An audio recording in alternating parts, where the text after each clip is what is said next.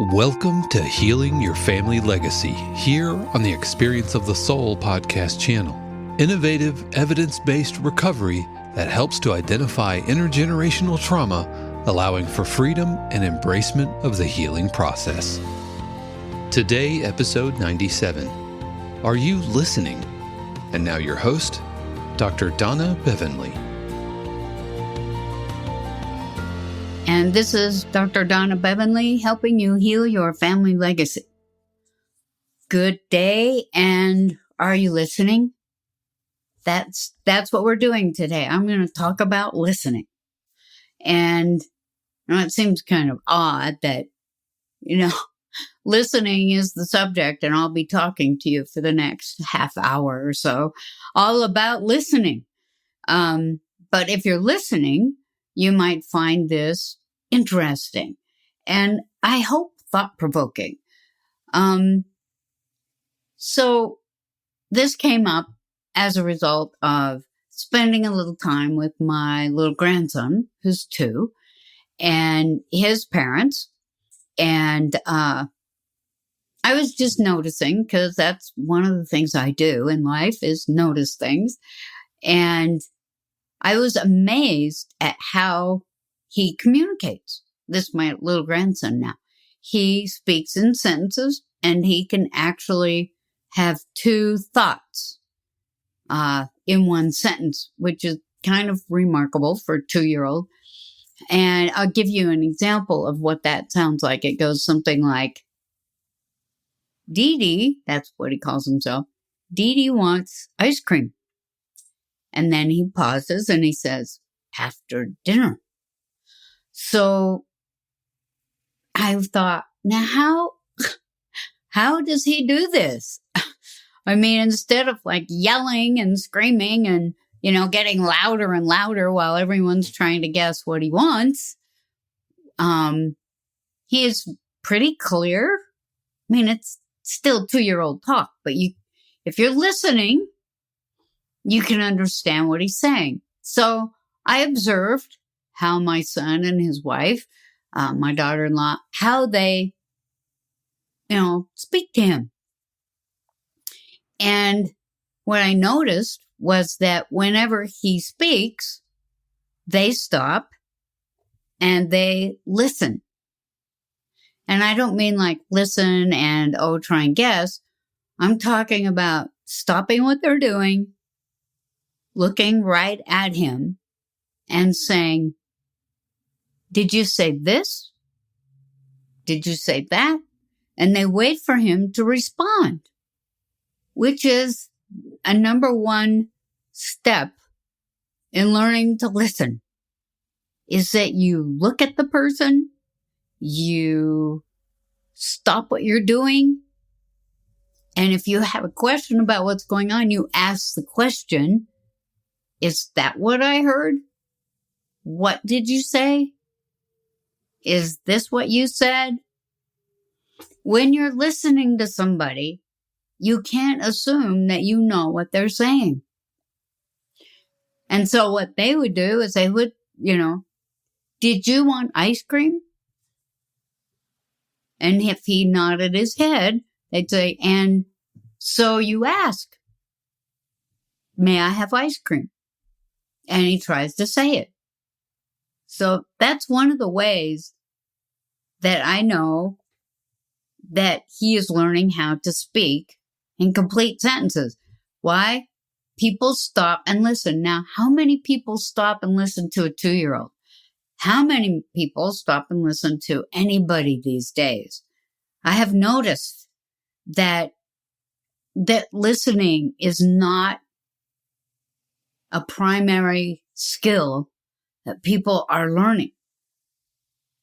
Now, I don't know what goes on in elementary school these days because, I haven't been in an elementary school for about 20 years or so, longer than that, actually. And in the elementary school, even middle school and high school that my son was in, there was a lot of emphasis on listening and being quiet. in our culture, we don't encourage people to be quiet and listen. We don't teach people how to be quiet and listen. Now, if you grow up Buddhist, you probably listen quite well and maybe listen a lot, because it's a lot about quiet. It's a lot about hearing what's going on, because hearing and listening kind of go together. I hear people screaming, "I want to be heard. You should be heard." And it gets louder and louder and louder. And what happens when people are yelling, screaming to be listened to? Oftentimes, they're not listened to at all. So how can you get somebody to listen to you? Well, it's hard to get people to stop and listen to you. But it helps if you're quiet. Because if you're quiet and people actually want to know what your concerns are, they might ask, "What are your concerns? Why are you standing in front of me?" If you're screaming at them to start with, they're probably not hearing you. They don't listen to what you're saying because you aren't, you haven't got the audience yet. I noticed this in my 50-year profession, which I'm still doing actually, as a therapist. And I saw many, many couples in my practice. And I would say, I don't know, anywhere from 60 to 70-ish% of those couples that came in to see me, when I would ask them, "What brings you here today? How can I help you?" That's usually what I'd say. "How can I help you?" They would say, "We have communication problems and we need to learn how to communicate." And I do practice what I preach. So I would just sit and I would say, "Well, why don't you tell me what you think your communication problem is?" And then I'd listen. And I'd say, "Each of you tell me. Let's start with you." And they would each tell me what their communication problem was. Inevitably, one or both would get to, after talking about, well, he said this or she said that, and she said and he said and blah, blah, blah, and, and she doesn't listen and he doesn't listen. That's the thing. It would come up. She doesn't listen. He doesn't listen. And, while they're saying, "You're not listening to me," and the other one saying, "Well, you're not listening to me." Well, nobody's listening to anybody when that's going on. So, I even hear little children yelling to each other to listen. Just listen. Just listen. So how do you develop the ability to listen well?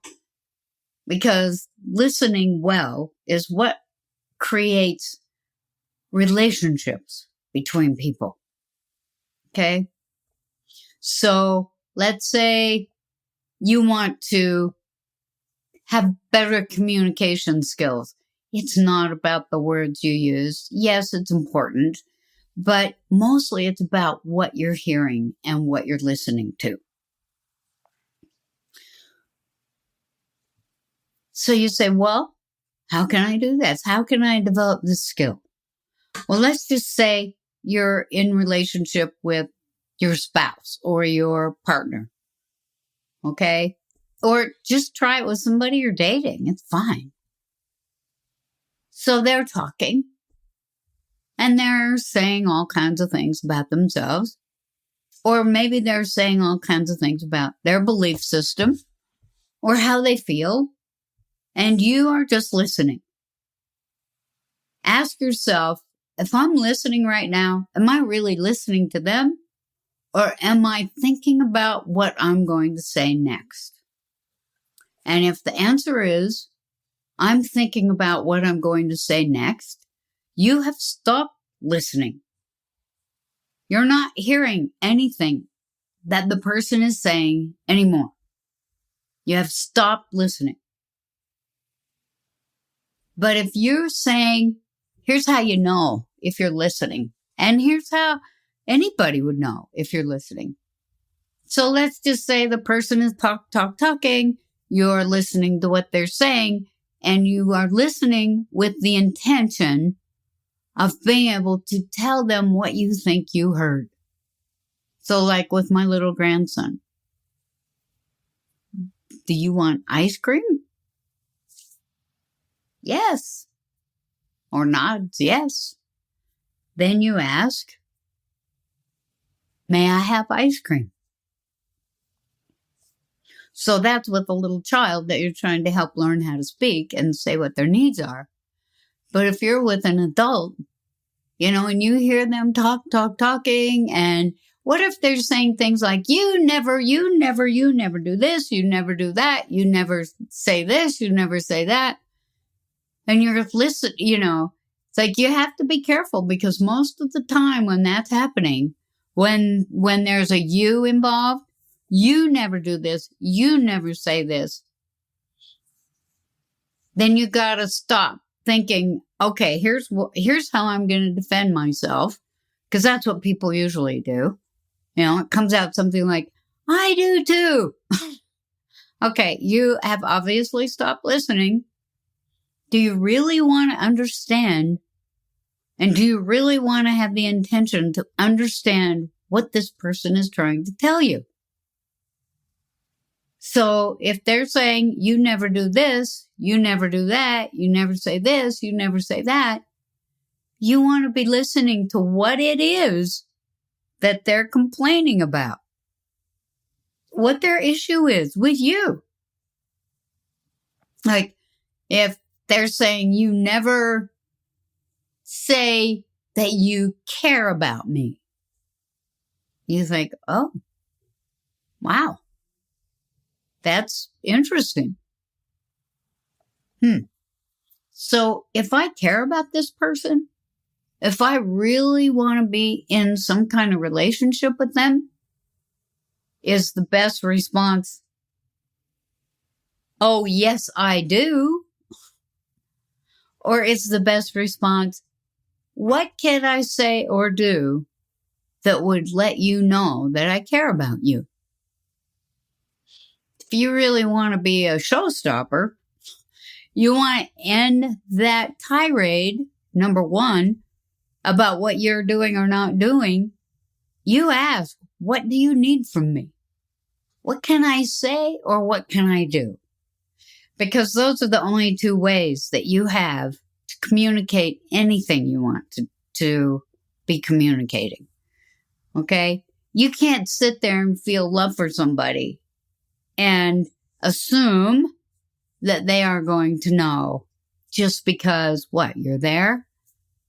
It's like, I think, I've said this before, relationships, any kind of relationship, is not healthy if you're doing it through ESP, if you're communicating through ESP. Because, you might get it right once in a blue moon, but most of the time not. Yet somebody's got to say or do something to let you know. And so when you ask, what can I say or do to help you know what I feel about you? And usually it's pretty simple. And it's something that most of us can do. Maybe they say, well, if you started out your day by telling me that you love me, that would help. Well, okay, I can do that. Or you can help me clear the dishes. Okay, I can do that. Or you can pick up the kids a few times a week from school. I can probably do that. If I work, I might have to kind of see how that would work. But at least I can say, I will try to do that. First, I need to talk to my boss, or I need to, figure out how I can work around this person or that or whatever. But if that will help you know that I care about you, unless it's something ridiculous, like, you can give me $1 million check today. That's good. It's like, yeah, that's probably not going to work out so well. All right. So all I have to do is say, if they say, well, you could give me $1 million check that won't bounce, I might say, yeah, I'm not going to do that. That's clear. That's a clear communication. And it's okay to say no. No is a complete sentence. In fact, if you say no because, they're locked onto the because, and they probably, I would guess, not listen very well. So they're over there defending or getting ready to defend or getting ready to point out how wrong you are, and they're not listening to you at all. So I would say short and sweet works best. No is a complete sentence. Well, I'll know if you care about me because you'll give me $1 million check that won't bounce. No, I won't do that. And, if the person says, well, why not?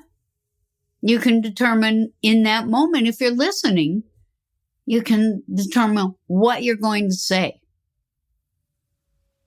Now, I have noticed that good listeners don't react and just don't react. They take time to think about what they're going to say because they've listened to what you're saying. They're listening to what the person is saying, and they're considering how to respond. So somebody, usually whenever anybody says, why not? I know that they want a list of excuses, and I don't do excuses or rationalizations or justification. It's not useful. If I'm in a relationship with somebody and they want me to pick up the kids, and I can't do it, the most important part of that response is no, I won't be able to do that today. Not all the excuses, reasons, and rationalizations. It's like, it just won't work for me today. I could do it a different day. But if I want to go down the list, I start to, I have a lunch date with blah, blah, blah, or, I scheduled an appointment at, 7:00 at night, or, it's like, then I'm going to get back. Why'd you do that? What were you thinking? It's like, it's like you're absolutely going down the rabbit hole. So it starts with good communication starts with listening. And if you don't understand what the person is telling you, you have to say, I don't understand what you're saying. I don't understand what you're asking from me. I don't understand what your concern is. Would you please tell me again? Well, you're just not listening to me. I'm listening and I want to know. I need you to tell me again in a different way. Or maybe you could be more specific about what you need from me. I just need to know that you care about me. Well, okay, what can I say or do? We're back to that. Because no matter how you ask that question, you don't know what will work for them unless they tell you. I found that this listening thing and responding rather than reacting takes a few minutes. Maybe not a few minutes, but it's not right away. I found this to be amusing sometimes. Like about, I don't know. The last time I got a speeding ticket was probably 17 or 18 years ago. Yeah, I shouldn't have said that, knocking on wood. I've been pulled over, and the police officer came up to my window. I rolled down the window, and she said, "Do you know what you did wrong?" And I thought for a minute, and I said, "Well, sometimes I have a tendency to speed, and I'm thinking that's why you pulled me over. But I don't know how fast I was going." How fast was I going? Well, that kind of, she just kind of looked at me. And she said, "Well, you were going, this fast." And I said, that was really bad judgment on my part. I'm sorry. I'm going to pay more attention. And she said, "Well, I got to give you a ticket." So she gave me a ticket. And I said, "I think that ticket is going to help me pay better attention next time." She just kind of smiled at me and walked away. And I thought that was, it's like that took all of 5 minutes, maybe. And she, I was right. It did make me think about it more. I think about it now when I'm driving.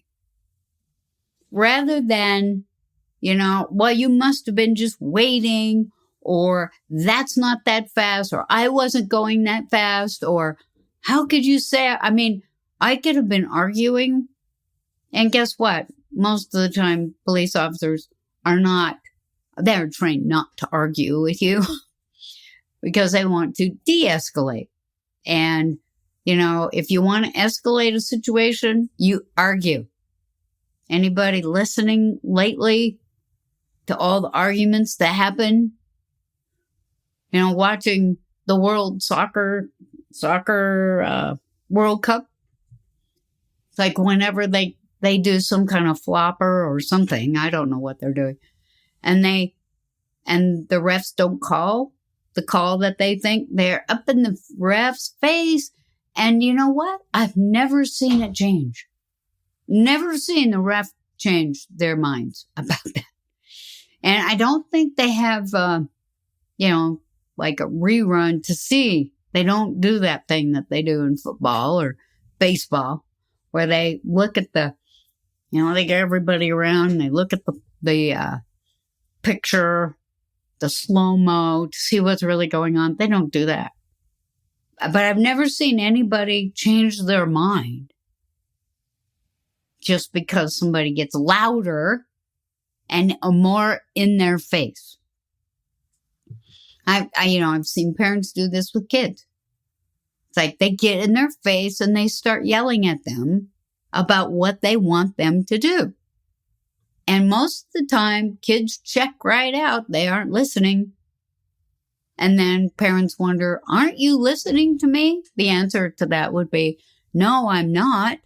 But they might be afraid to say that. So if you want somebody to listen to you, you're quiet like that. They might be listening. They might be talking. If you want them to listen to you, you just listen to them. Now, when I've worked with couples who have quote unquote communication issues, I listen to how they communicate about the communication issue. And most of the time, I've been able to say, "Okay, I've heard both of you now. And what I'd like you to do is I'd like you, person, to tell me what you think that your spouse just said to you." And then I have the other one say what they think their spouse heard them say. Just to let everyone know, there is no right or wrong way. It's just about listening.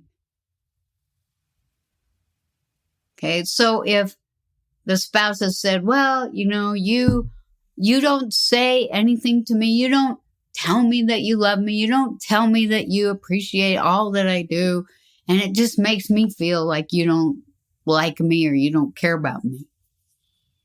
And if the other person says, gee, what I just heard you say was that I don't tell you that I love you.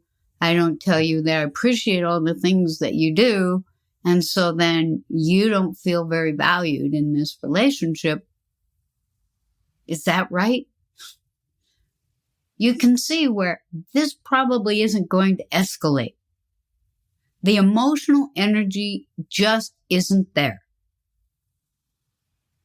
If I say back, what do you mean I don't tell you? I tell you I love you all the time.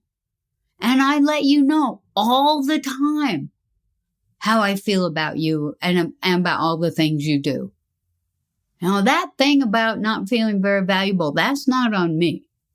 Okay, is that going to de-escalate a situation? Is the emotional energy going to be at a level where people are actually able to listen to what's going on? Probably not, because the other person's going to, oh, no, you don't. You don't tell me. So now we're going back and forth about, yes, I do. No, you don't. Yes, I do. No, you don't. Nobody wins that. We're not there to win anyway. If you want to be in a relationship, you're asking yourself, what are they saying? What do they need? What is it that I can do to make this a better place for me and you? When I'm listening, the intention is to hear what you are saying, not to evaluate it, not to make crap up about it, because that's what most of us do. We start making up stories about what I think you're doing or they're doing or whatever. So here's a challenge. I'd like you to be more quiet. I'd like you to listen to the quiet around you and know what that feels like. And the next time your friend, your spouse, your partner, your child, your boss is saying something to you, think about this. I really want to know what they're saying. So I'm listening with the intention of knowing what you are saying. And if I don't know, if I'm confused about what it is you're saying or they're saying, I'm going to ask for clarification. Now, I don't understand. What do you want? What can I do? What can I say or what can I do? Or, I don't understand what you're saying to me. Would you please tell me again? That works with anybody. And then you can decide how you respond, especially if you take just a moment and think about, okay, what would be the best way to respond to this and not ramp it up into a fight? But it's mostly about listening. What do you think happens when your teenager's yelling or your kid is yelling? You don't do this, you don't do that, you never let me, blah, blah, blah. Say, can you be more specific? What would you like? Children stop. They stop what they're doing because it surprises them. Most children don't feel very heard because they're not. But if you start listening, they'll start talking. Now, I used to do this with my son when he was young. Whenever I really wanted to know what was going on, we'd get in the car. And now I know gas costs a lot. It costs a lot then. But, we'd drive around a little bit. And I'd just say, what do you need? And he'd start talking. Why? Because I wasn't sitting there staring at him, for one. And I was busy driving. And I can listen and drive at the same time. So there we'd go. Or walking. Walking is a great thing to do when you're trying to communicate. Because you're listening. So, I would like for you to all try and listen more. See if it gets quieter. See if your mind is quieter. Notice your body calm down just by listening. I'll talk some more about relationships next time. Thank you for listening to this episode of Healing Your Family Legacy here on the Experience of the Soul podcast channel. This channel is made possible because of listeners just like you. If you would like to support the channel with your tax-deductible contribution on an ongoing basis or through a one-time gift, head over to experienceofthesoul.com/support. Healing Your Family Legacy is copyright 2022, Dr. Donna Bevan-Lee, all rights reserved. Our theme music is composed by Dave Croft and used with permission. The Experience of the Soul podcast channel is a production of 818 Studios.